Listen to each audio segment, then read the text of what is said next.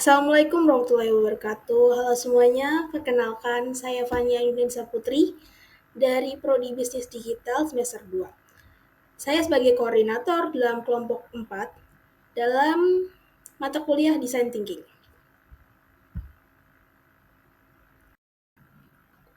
Baik kawan-kawan, siap untuk melihat inovasi? Kami dari kelompok 4 akan menunjukkan hasil luar biasa dari penerapan design thinking untuk pengembangan website e-commerce bagi UMKM, makanan ataupun minuman. Baiklah, selanjutnya. Baik, sebelum saya lanjut ke materi ya pembahasan yang sangat menarik ini, saya izin untuk mengenalkan rekan-rekan saya. Saya sendiri yaitu Funia Indonesia Putri, lalu rekan saya ada Intan Nuraini, Muhammad Fahran Raditya, Flora Astrid Lestari, Muhammad Ilham Maulana, dan terakhir Siti Dededo Sobaria.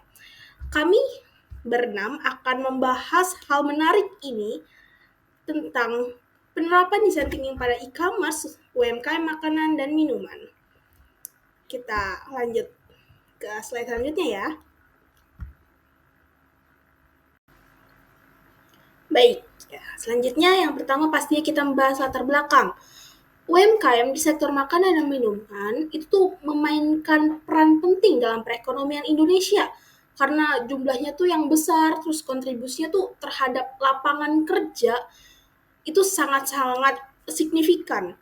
Namun di era digital sekarang, banyak sekali UMKM yang belum memanfaatkan teknologi nih, khususnya e-commerce, untuk memperluas pasar mereka.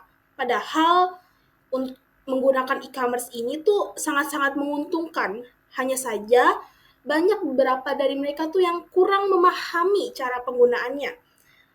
Lalu padahal ya, penggunaan platform digital juga dapat membantu jangkauan konsumennya nih, nggak cuma yang di sekitar-sekitar situ aja gitu, padahal bisa untuk jangkauan yang lebih luas gitu.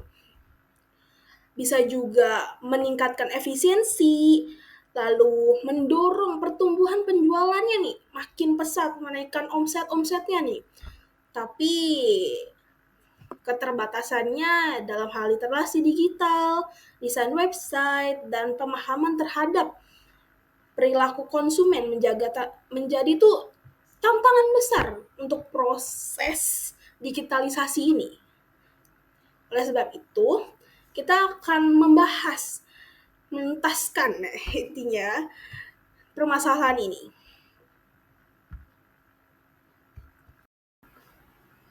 Lalu ada pun tujuan sendirinya, yaitu yang pertama mengidentifikasi kebutuhan, tantangan, dan harapan untuk UMKM makanan dan minuman dalam mengembangkan website e-commerce ini.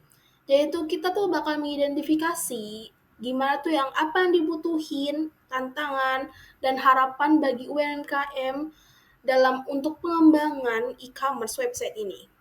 Lalu yang kedua, menerapkan tahapan design thinking untuk merancang solusi website yang sesuai dengan kebutuhan pengguna maupun sebagai konsumen ataupun sebagai pemilik UMKM itu sendiri.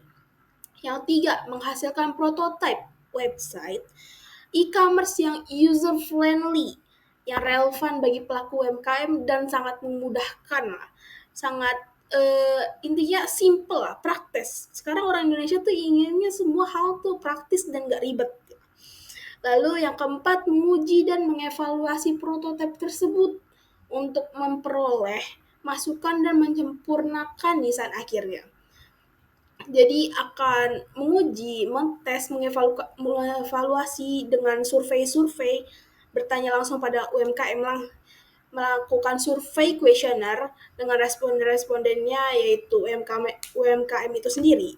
Lalu yang terakhir memberikan rekomendasi strategis kepada UMKM agar dapat memanfaatkan teknologi digital secara resmi, secara optimal untuk meningkatkan penjualannya, meningkatkan omset penjualannya.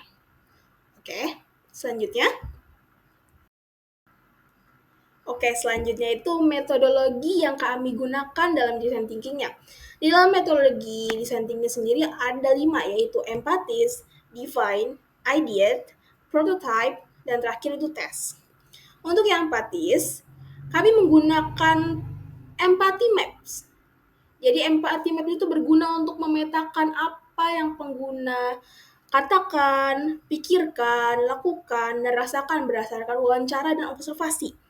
Lalu kita juga menggunakan customer journey map yang digunakan untuk menggambarkan alur pengalaman pelanggan dari awal hingga akhir, termasuk pain point atau peluang perbaikan gitu, agar bisa memperbaiki, mengevaluasi. Lalu yang kedua define, kami menggunakan dua metode yaitu five ways analysis dan point of view. Point of view or how might we. Yang pertama, untuk five ways analysis digunakan untuk menggali akar masalah dengan bertanya, mengapa? Secara bertahap hingga ditemukanlah penyebab utamanya, masalah utamanya. Lalu yang kedua, point of view dan how might we ini digunakan untuk merumuskan pernyataan masalah POV, lalu mengubahnya menjadi pertanyaan how might we untuk mendorong solusi-solusi kreatif yang akan digunakan di tahap ideate. Lalu pada tahapan ideate ini, kami menggunakan dua metode yaitu brainstorming dan mind mapping. Brainstorming yang kami gunakan ini untuk memproses tim kita nih menghasilkan ide-ide yang sebanyak mungkin secara bebas yang kreatif tanpa kritik. Kita menampung semua ide-ide ini dalam brainstorming dan akan mengumpulkan menjadi satu, menjadikan sebuah ide yang konkret yang bagus. Lalu mind mapping yang digunakan untuk memvisualisasikan ide-ide itu dalam bentuk cabang untuk melihat hubungan antara konsep dan cakupan solusi-solusinya.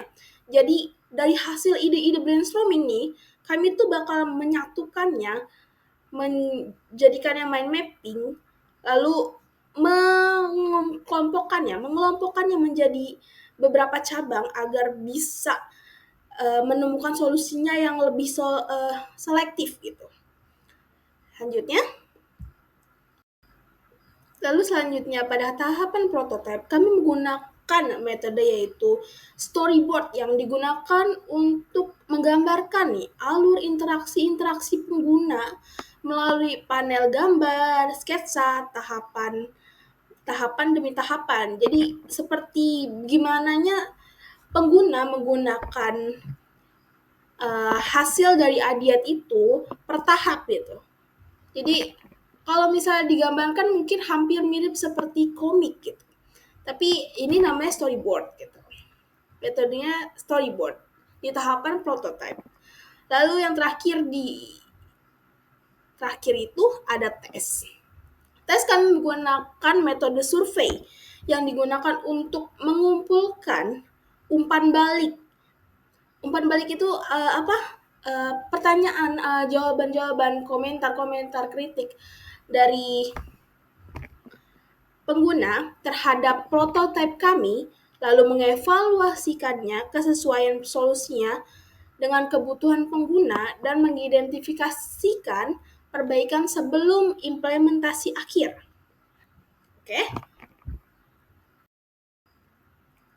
Oke, kita akan membahas tahapan pertama, yaitu tahapan empatis.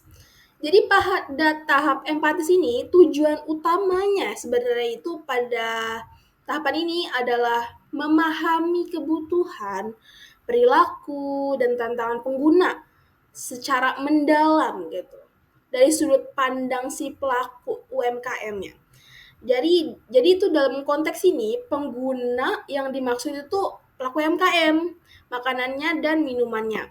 Terus serta pelanggan mereka yang menggunakan platform digital seperti website e-commerce itu. Untuk mencapai pemahaman itu, kami menggunakan dua metode yaitu empathy maps dan customer journey map. Baiklah, kita akan masuk ke metode yang pertama yaitu empathy maps. Di empathy maps ada terbagi jadi 6 nih. Say and do things and feel, hear, see, pain, and gain. Say and do itu berisi tentang apa yang dikatakan dan apa yang dilakukan ya. Think and feel itu apa yang dirasakan, apa yang dipikirkan. Lalu hears apa yang didengar nih, apa terus and see apa yang dilihat. Pain and gain itu kekurangan dan solusinya lah ya. Langsung kita baca ya. Sendu, saya pingin punya toko online, tapi nggak ngerti nih cara bikinnya. Saya tidak paham teknologi atau cara bikin websitenya. Saya gaptek lah intinya ya. Terus apakah investasi ke website itu sepadan dengan hasilnya? Lalu saya coba untuk mengandalkan sosial media yang mudah diakses aja lah. Terus saya tanya-tanya juga nih anak-anak muda untuk gimana ya belajar jualan online gitu. Selanjutnya things and feel. Kalau website terlalu susah, saya nggak yakin bisa terlalu pakai. Lalu kalau saya tidak menggunakan website, mungkin akan tertinggal dan kalah saing dari bisnis lainnya. Apa menginvestasikan ke website akan sepadan dengan hasil yang diharapkan? Bagaimana jika websitenya terasa sepi? Lalu yang here's, kata teman saya, jualan lewat website itu kelihatan lebih menarik. Kalau nggak update digital, bisa-bisa kalah saing. Sekarang zamannya digital, harusnya toko online sendiri. Pelanggan sering ngeluh nih, sulit menemukan produk secara online. Dengar dari pelaku UMKM yang lain tuh jadi lebih sukses setelah menggunakan e-commerce. Yang sih, kelihatannya bisnis lain lebih sukses setelah menggunakan e-commerce. Jadi pengen kan? Pesaing menggunakan promosi digital yang menarik di e-commerce. Pelanggan lebih suka belanja online nih dibandingkan belanja langsung karena mungkin agak ribet ya. Orang Indonesia sekarang tuh maunya yang praktis-praktis aja sih. Terus ya, teknologi terus berkembang membantu penjualan lebih sukses gitu. Harusnya kayak manfaatkan ya, betul. Lalu yang pain. Ini dari keempat ini ada yang kesimpulannya ya hampir mirip-mirip lah ya. Mereka tuh tidak tahu cara membuat dan mengelola website e-commerce itu sendiri. Terus waktu dan tenaga yang terbatas karena sibuk dengan operasional yang sibuk pastinya ya. UMKM itu pasti punya kesibukan sendiri untuk melakukan produksinya gitu. Penjualannya itu mereka punya sibuk sendiri. Jadi waktu tuh sama tenaga mereka kadang tuh capek dan males gitu ya mengelola website kayak gini. Terus nggak tahu nih mau belajar sama siapa, terus mau mulai dari mana gitu. Takutnya malah ditipu gitu kan. Terus selanjutnya sulit membangun kepercayaan dengan pembeli online. Yang gain, padahal website itu mudah digunakan dan bisa dikelola sendiri. Fitur pemesanan langsung dan otomatis. Padahal mudah ya, cuma emang orang kurang literasi aja. Lalu integrasi dengan platform sosial media agar mudah diakses pembeli online ini, sosial media tuh hampir semua orang langsung menggunakan ya. Bahkan di kalangan anak-anak kecil sampai orang-orang tua pasti menggunakannya. Tampilan profesional yang menarik pembeli itu kalau misalnya tampilannya profesional, nggak abal-abal gitu, nggak asal foto aja, nggak segini, pasti tuh pembeli tuh lebih menarik gitu.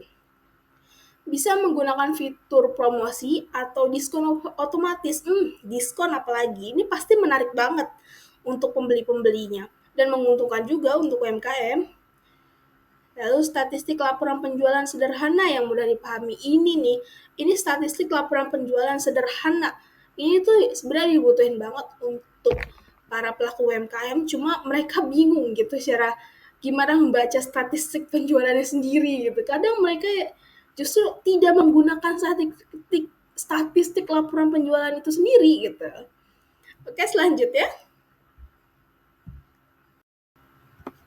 Baiklah, kita akan masuk ke Customer Journey Map atau CJM, atau kalau di Indonesia peta perjalanan pelanggan.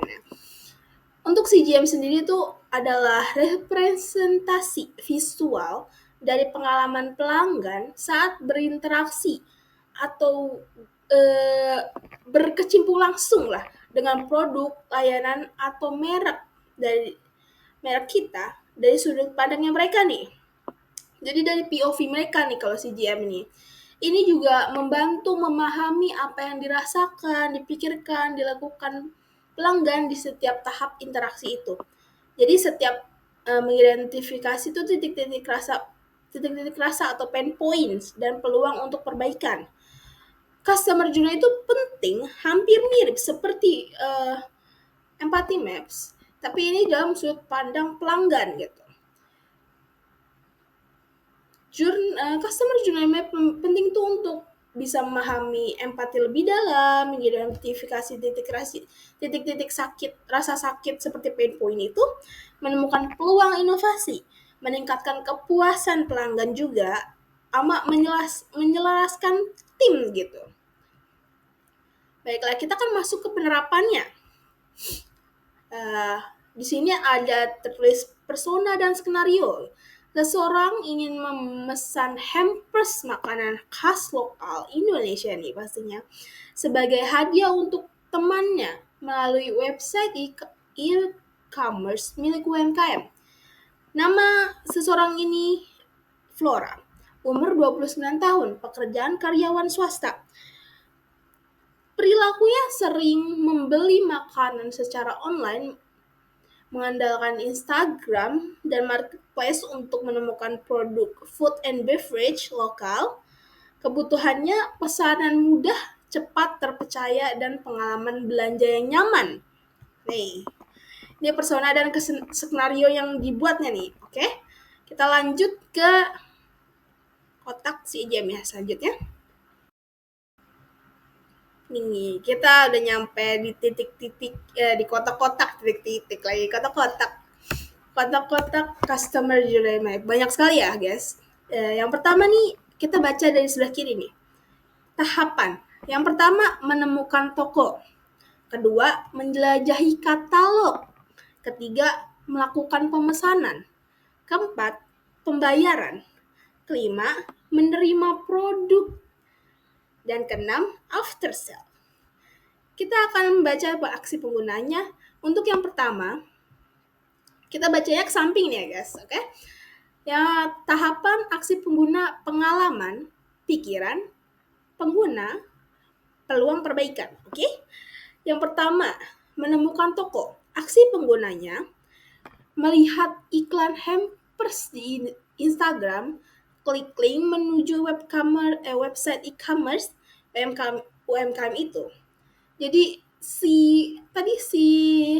pelaku itu, Flora itu, dia melihat iklan-iklan hampers nih di Instagram gitu.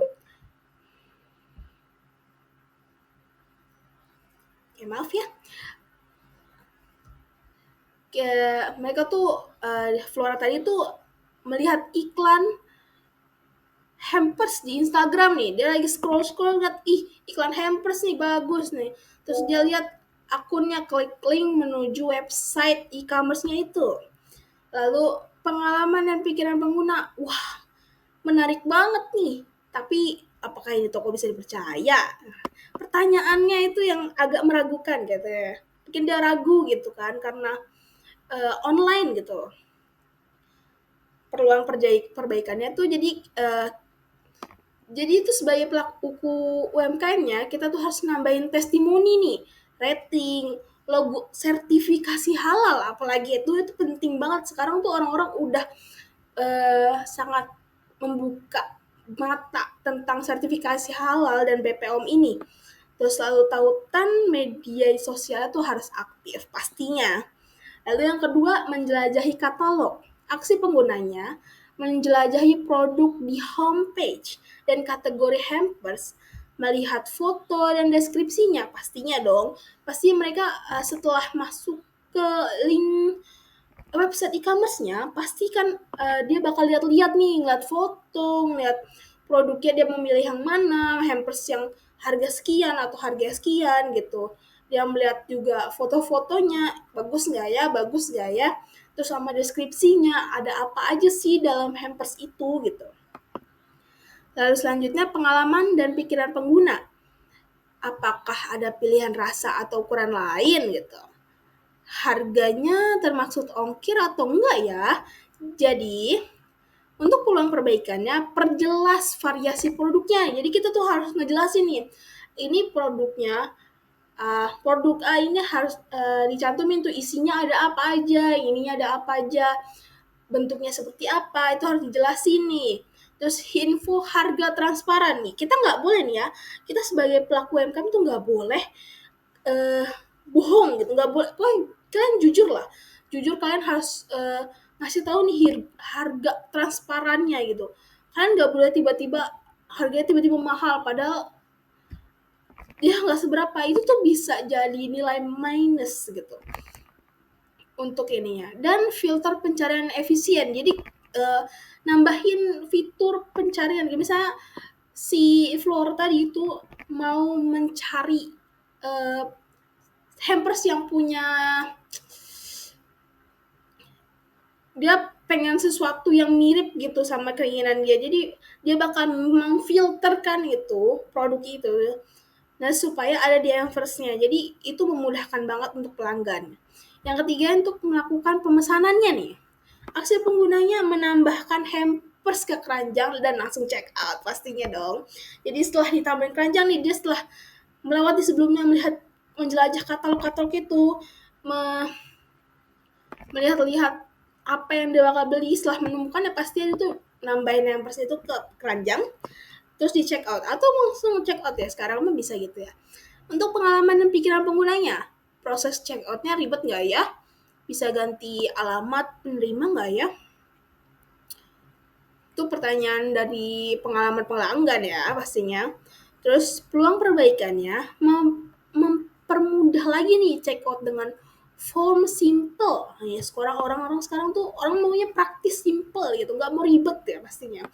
Terus juga bisa ngasih opsi pengiriman yang berbeda gitu. Misalnya si Flora ini tuh mau mesen hampers ini tuh mau langsung dikasih gitu ke uh, saudaranya atau temannya gitu ya.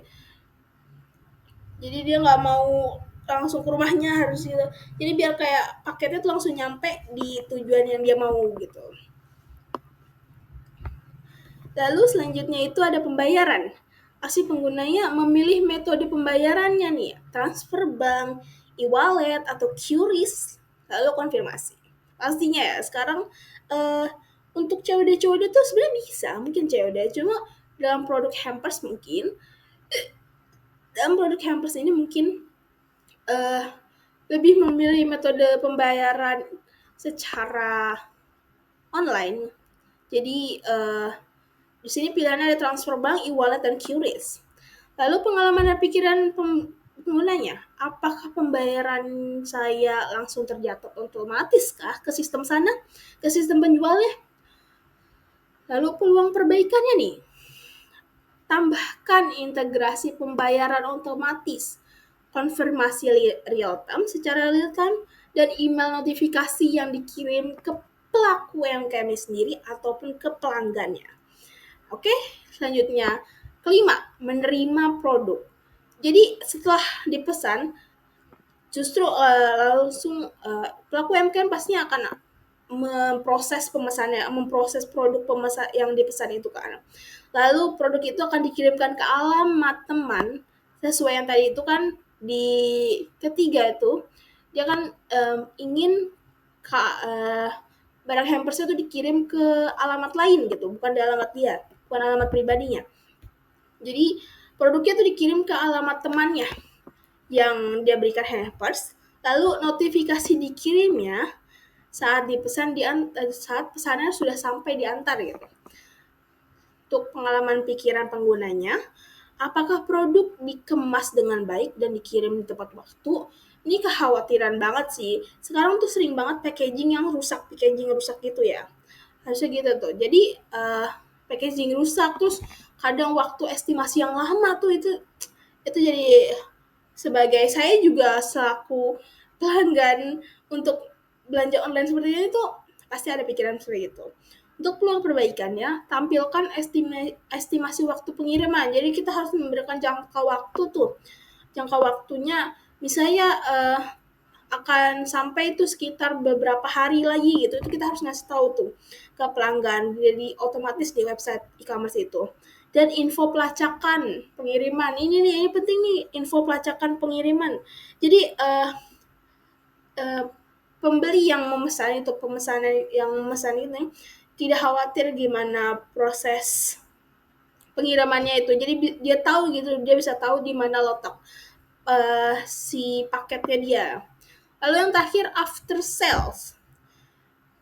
Aksi penggunanya menerima email atau WhatsApp follow up, menerima email atau WhatsApp follow up, terus diminta mereview atau mentestimoni gitu, memberikan ulasan-ulasan bagus gitu. Terus pengalaman atau pikiran pengguna, saya senang kalau bisa kasih bintang 5 atau bahkan voucher buat pembelian selanjutnya gitu. Peluang perbaikannya, tambahkan sistem review. Jadi para pembelinya tuh bisa ngasih review gitu. Itu review juga bisa bagus banget untuk menambahkan citra nama produk lah ya intinya. Jadi bisa menambah ketertarikan pembeli untuk membeli di website e-commerce itu dan produknya. Oke. Lalu dan loyalty program untuk pelanggan repeat nih kalau misalnya sering belanja gitu. Kalau misalnya sebagai pelaku UMKM tuh kalau misalnya ngeliat pelanggannya sering belanja nih, aduh nih senang banget dong. Pasti kita harusnya ngasih loyalty gitu, program seperti kayak discount voucher itu pasti banget menarik pelanggan untuk terus membeli lagi gitu, ya kan? Oke, ini inilah tahapan empati ini terakhir ya. Customer journey map. Jadi itulah customer journey map. Oke, terima kasih. Saya Muhammad Farhan Raditya di sini akan mempresentasikan mengenai tahapan defense. Tahapan defense bertujuan untuk merumuskan masalah inti yang benar-benar dihadapi oleh pengguna. Berdasarkan hasil temuan dari tahap empatis, masalah ini tidak hanya diidentifikasi secara umum, tapi juga digali hingga ke akar penyebabnya melalui metode 5 why, lalu diubah menjadi pertanyaan kreatif, how might we, sebagai dasar proses ideasi selanjutnya. Yang selanjutnya yaitu analisis 5 why. Yang pertama, mengapa UMKM kesulitan memanfaatkan website e-commerce? Karena mereka tidak tahu cara membuat dan mengelola website. Yang kedua, mengapa mereka tidak tahu cara membuat dan mengelola website? Karena kurangnya pengetahuan teknologi dan tidak ada pendampingan yang mudah dipahami. Yang ketiga, mengapa tidak ada pendampingan yang mudah dipahami? Karena mayoritas panduan yang ada terlalu teknis dan tidak disesuaikan dengan kemampuan pelaku UMKM. Yang keempat, mengapa panduan yang ada terlalu teknis? Karena website umumnya dibuat oleh developer tanpa melibatkan masukan langsung dari UMKM. Yang kelima, mengapa tidak melibatkan masukan dari UMKM dalam pengembangan website? Karena belum ada pendekatan desain yang fokus pada pengalaman dan kebutuhan nyata pengguna. Yang selanjutnya yaitu ada how might we.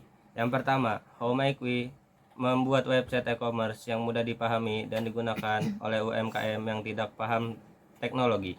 Yang kedua, how might we menyederhanakan proses pembuatan dan pengelolaan website bagi UMKM makanan dan minuman. Yang ketiga, how might we membantu UMKM membangun kepercayaan konsumen melalui tampilan dan fitur website mereka. Yang keempat, how might we menghubungkan UMKM dengan panduan atau tools visual yang bisa mereka gunakan tanpa pendampingan teknis.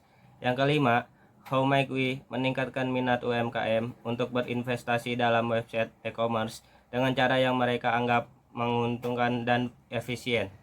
Perkenalkan, nama saya Flora Azia Lestari. Saya di sini ingin membacakan tentang tahap ide.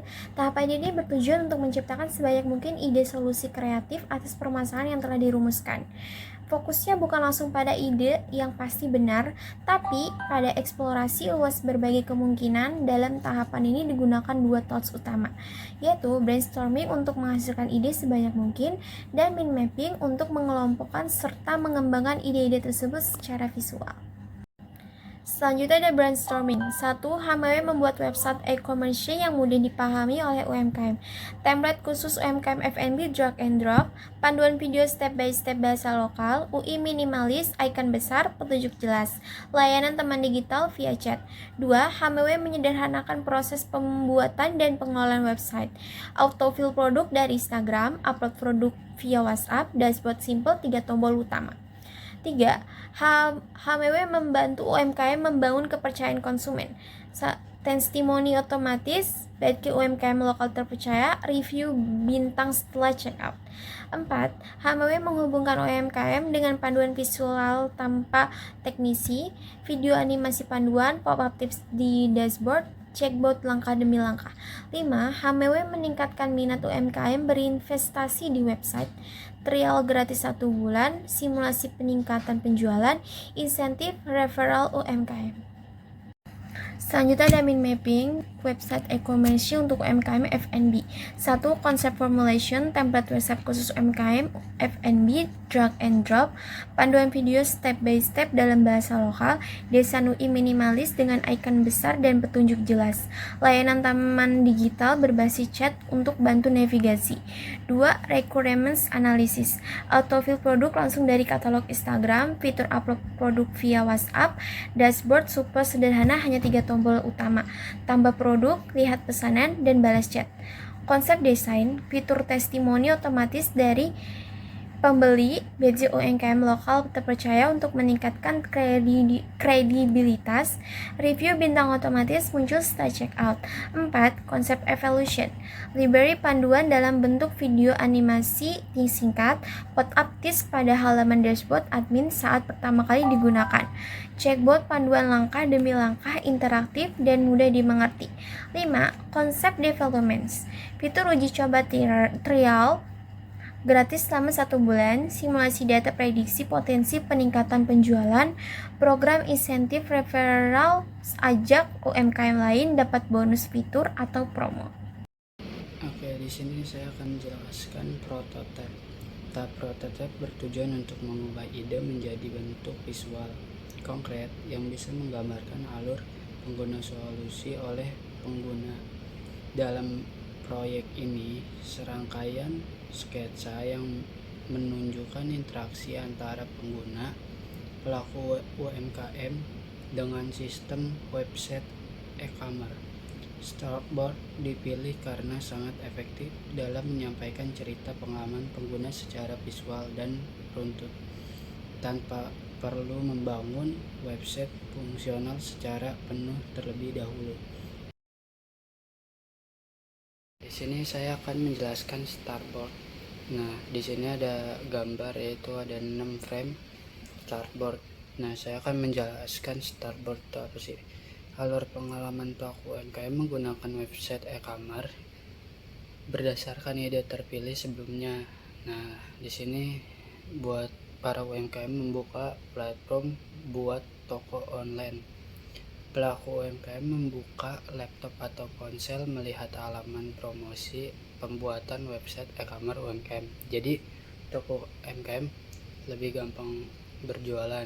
Nah, di next slide-nya saya akan menjelaskan lagi.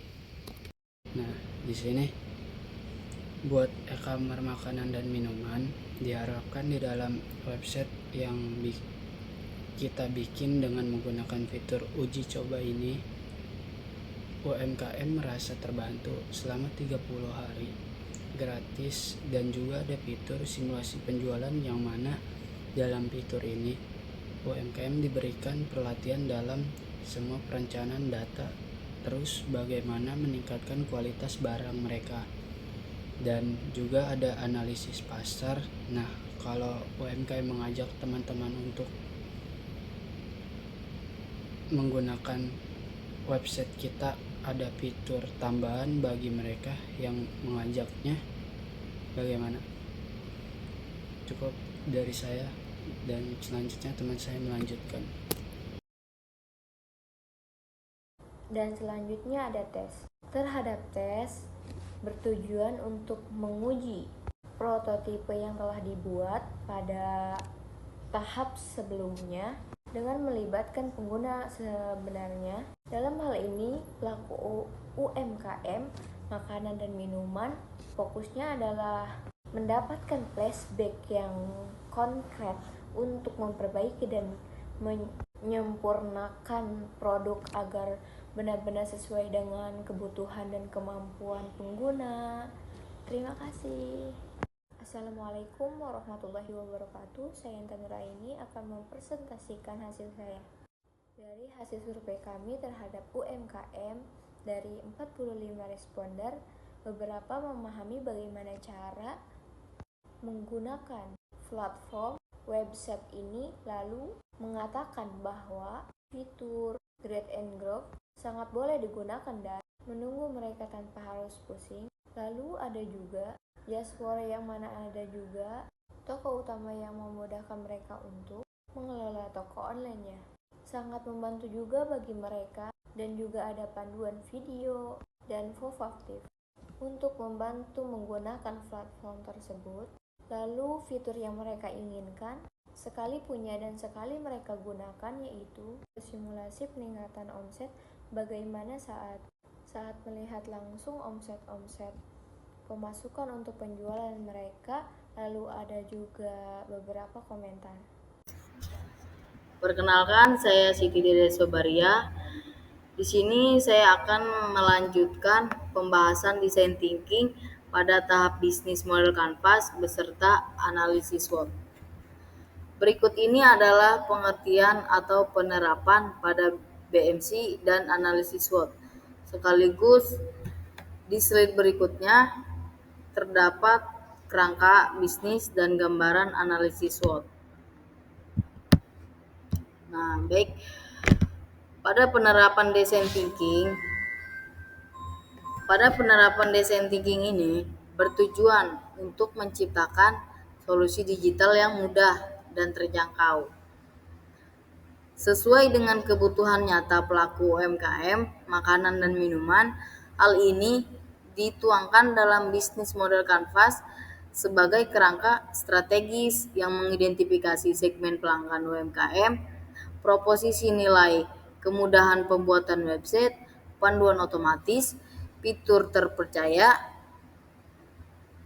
dan saluran distribusi, hubungan pelanggan, hingga sumber pendapatan dan mitra kunci.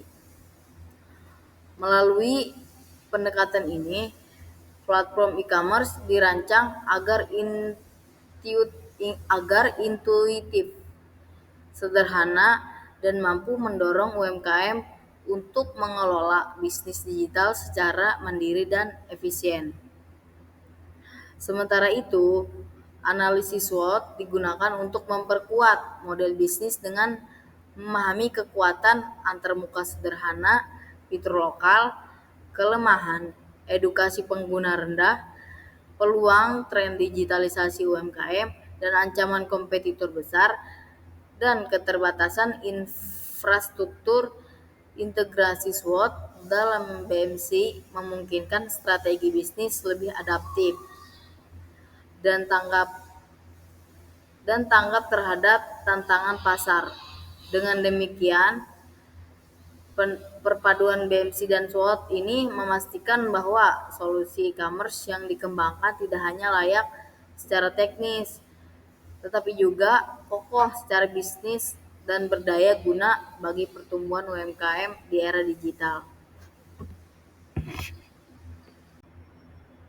Selanjutnya, inilah gambaran penerapan bisnis model kanvas yang dimana terdapat 9 elemen. Nah, diantaranya ialah yang pertama, customer segment, pemilik UMKM makanan dan minuman lokal. Nah, konsumen akhir yang mencari makanan dan minuman dari kas UMKM melalui platform online.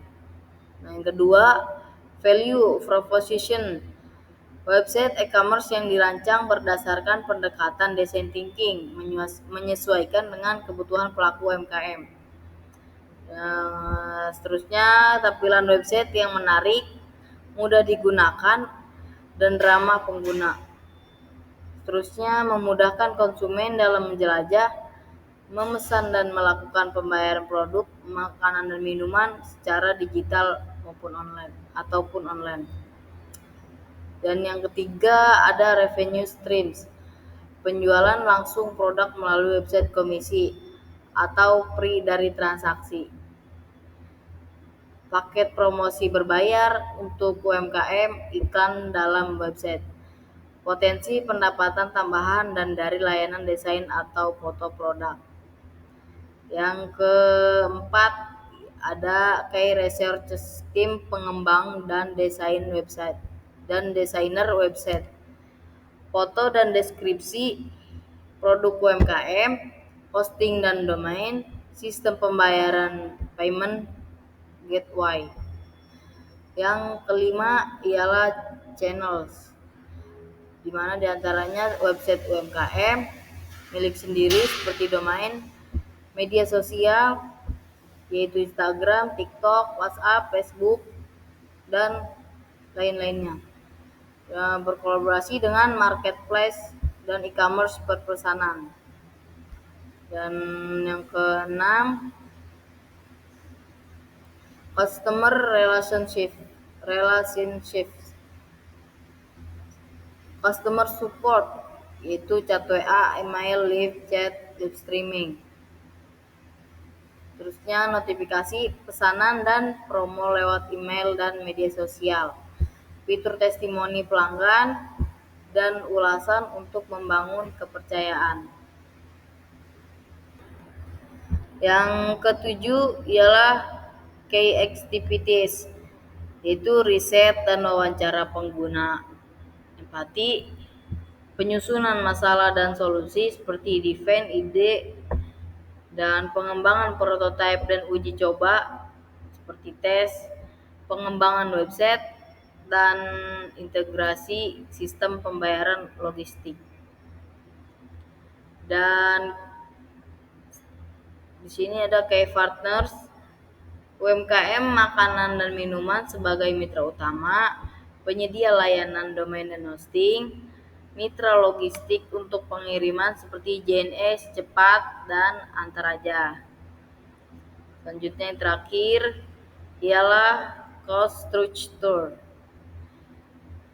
biaya desain pengembangan website, biaya operasional, server dan domain, biaya pemasaran digital dan media sosial, biaya pemeliharaan dan customer support.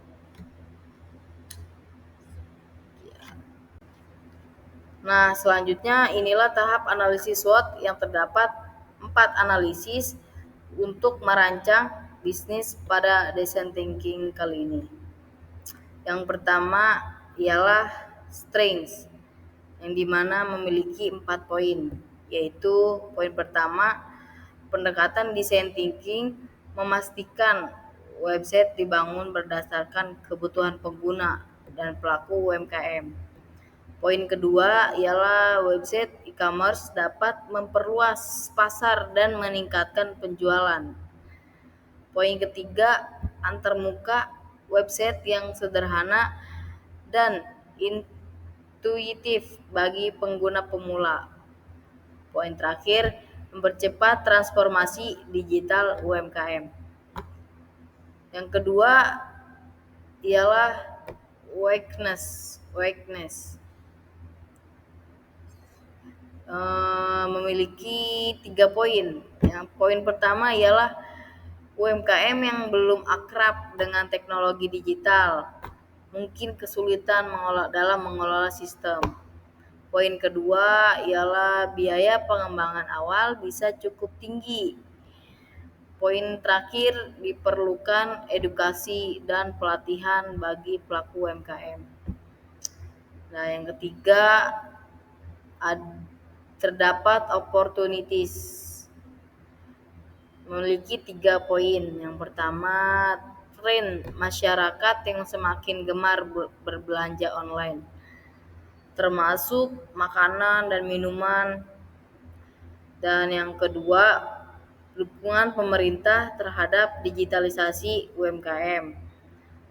Poin ketiga, potensi menjangkau pasar nasional dan atau bahkan sampai internasional.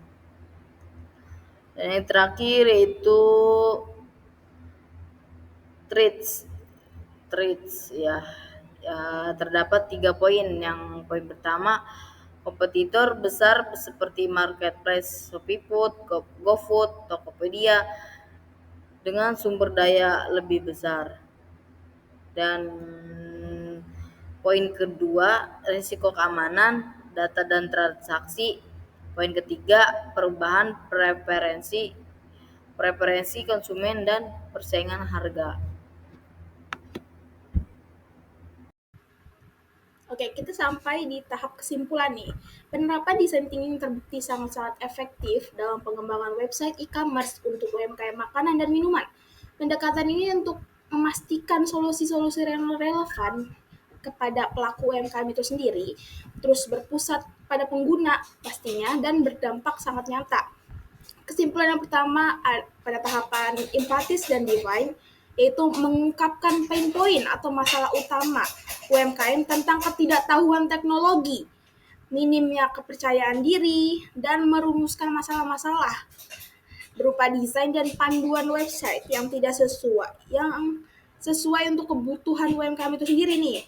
Yang kedua, pada tahapan ide dan prototype itu kita menghasilkan solusi inovatif yang seperti itu, platform drag and drop and panduan video. Yang kedua, dashboard super simple yang fiturnya otomatisasi, itu yang pasti diinginkan kepraktisan lah ya. Langsung yang terakhir, divisualisasikan melalui storyboard untuk alur pengalaman yang intuitif gitu. Yang ketiga, tahapan tes validasi melalui survei yang menunjukkan respon positif mengenai umpan balik yang terhadap fitur-fitur kunci seperti simulasi omset, dashboard simple, panduan, drag and drop. Mengkonfirmasi efektivitas solusi dalam menjawab kebutuhan UMKM itu sendiri.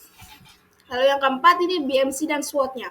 Itu memperkuat lagi keberlanjutan bisnis, mengidentifikasi kekuatan desain user-centric, peluang digitalisasi, serta strategi menghadapi kelemahan dan ancaman pasar nih. Lalu dampak yang terakhir ini, proyek ini pastinya berhasil menciptakan solusi e-commerce yang mudah diakses dan memberdayakan UMKM untuk membantu mereka lebih percaya diri dan efisien dan siap bersaing di pasar-pasar digital. Ya, jadi terima kasih atas perhatiannya. Mohon maaf jika ada kesalahan dalam perkataan atau dalam penyebutan materi. Kami minta saran dan kritiknya. Assalamualaikum warahmatullahi wabarakatuh.